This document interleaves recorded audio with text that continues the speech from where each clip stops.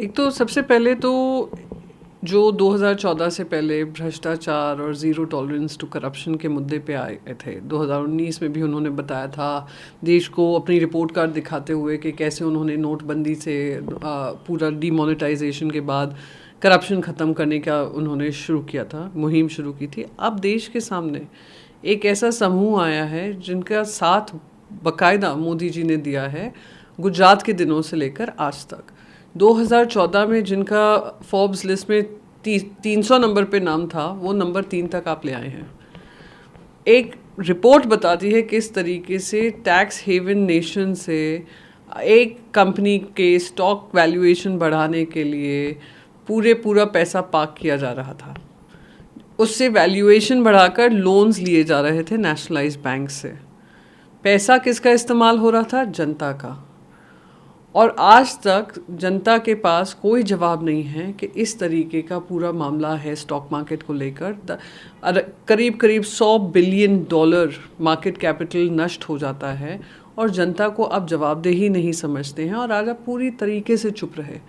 प्रधानमंत्री जी ने ये नहीं बताया कि किस तरीके का समर्थन अदानी जी को दिया है, किस तरीके से उनके पास ऐसे कॉन्ट्रैक्ट्स आए, 6 एयरपोर्ट्स उनके हवाले किए थे, जबकि सबने एडवाइस किया था कि एक ही समूह को नहीं देना जाना चाहिए।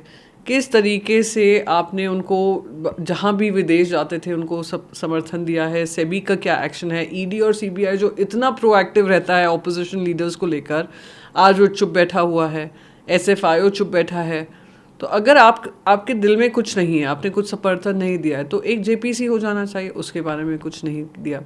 तो आकर बहुत सारी बातें करना, वो प्रधानमंत्री जी की बातें रही, आदत रही है, और फिर बाद में उसको जुमला बता देना, ये भी हकीकत है।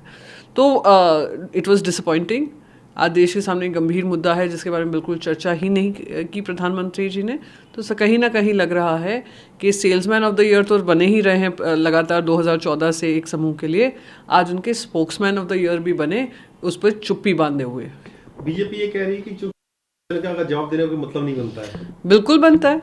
आप उनके पहले कोई भी अभिभाषण पे जो उनके रिप्लाई आता है, आप देखिए उन्होंने एमपीज के नाम ले लेकर जवाब दिए हैं।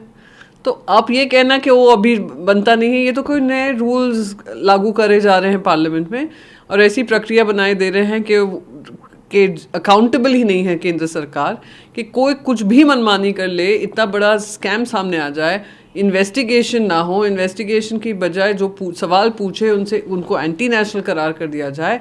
ये दिखाता है कि भारतीय जनता पार्टी जानती है कि अदानी जी और मोदी जी की लॉन्ग स्टैंडिंग पार्टनरशिप है और इसलिए चुप्पी बांधे हुए हैं। आज राज्यसभा में उनका मैं राज्यसभा में नहीं थी उस समय, शिवसेना ने उसको उसमें पार्टिसिपेट नहीं किया।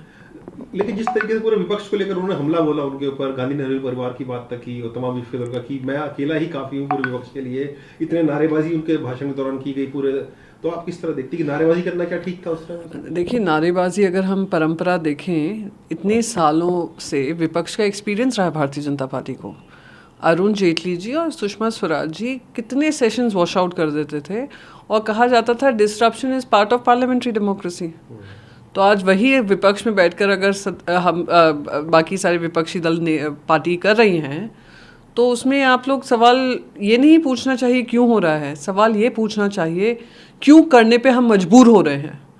इसलिए मजबूर हो रहे हैं क्योंकि सरकार अपने आप को अकाउंटेबल नहीं पाती। रही बात उन्होंने कहा मैं एक ही काफ़ी हूँ, ये सारे डायलॉग्स फिल्मों में अच्छे लगते हैं। अमिताभ जी अच्छे से बोलते हैं, शाहरुख खान जी बोलते हैं, सलमान खान जी हैं, आमिर खान जी हैं, बहुत सारे लोग हैं। प्रधानमंत्री से देश गवर्नेंस का हिसाब किताब मांगता है, जिसके बारे में उनका कोई जवाब नहीं था। उन्होंने तमाम पॉलिसीज को लेकर बात की, क्या की बात करें या रोजगार की बात करें या इंफ्रास्ट्रक्चर की बात करें, तमाम क्षेत्रों में काम हुआ है और देश तरक्की कर रहा है। महिला गिनाए हैं उन्होंने अपने। हाँ, महिला के क्राइम रेट्स आप चेक कर लीजिए, आपको उसका जवाब मिल जाएगा। लगातार बढ़ोतरी हुई है। अब तो इस तरीके की बढ़ोतरी हो गई है कि इनके खुद के सदस्य गणों पे ऐसे आरोप लगे हैं, रेप जैसे गंभीर आरोप लगे हैं। इनके अलायंस पार्टनर है महाराष्ट्र में, उनके ऊपर एक आरोप लगा हुआ है, पर एकदम चुप्पी बांधे रहते हैं। फिर इनसे पूछे महिलाओं की शिक्षा के क्षेत्र में, कोविड के समय पे इतनी महिलाएं शिक्षा क्षेत्र से, यंग जो युवतियां हैं शिक्षा के क्षेत्र से ड्रॉप आउट किया प्रधानमंत्री जी, उसका भी ब्यौरा दे देते। प्रधानमंत्री जी ये भी ब्यौरा दे देते कि किस तरीके से महाराष्ट्र में जिस तरीके से उन्होंने एक असंवैधानिक सरकार बनाई, उन्होंने महिलाओं का निर्भया फंड का इस्तेमाल अपनी खुद की सिक्योरिटी में लगा दिया। प्रधानमंत्री जी इसका भी हवाला देते थे, महिलाएं जो लेबर फोर्स से हट रही हैं, कम हो रही हैं, एकदम 19% पे हैं, 32% से 19% पे आ गई हैं, उसका हवाला देते। प्रधानमंत्री जी बेरोज़गारी के बारे में बात कर रहे थे, तो इसका भी हवाला दे दें कि आज हमारा अनएम्प्लॉयमेंट रेट 42% के ऊपर है, उसका भी हवाला दे देते। फिर जो महंगाई, अब आई बात महंगाई पर, ये बता दें कि जो महंगाई के जो बढ़ती हुई स्तर है उस पर किस तरीके से काबू पाने के लिए तैयार हैं। बता दें टैक्स और ये जो फ्यूल प्राइसेस हैं कम करने को तैयार हैं। बता दें लोगों की आमदनी कैसे दुगनी करनी थी, किसानों की आमदनी दुगनी करनी थी 2022 तक, वो कहाँ हुई है।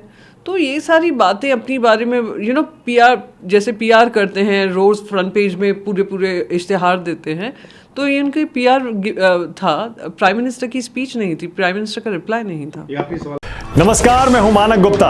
अगर आपको हमारा ये वीडियो पसंद आया हो तो इसे लाइक और शेयर जरूर करें, और हाँ, हमें सब्सक्राइब और फॉलो करना ना भूलें ताकि आप देश और दुनिया की कोई खबर मिस ना करें। तो जुड़े रहिए हमारे साथ और देखते रहिए News 24।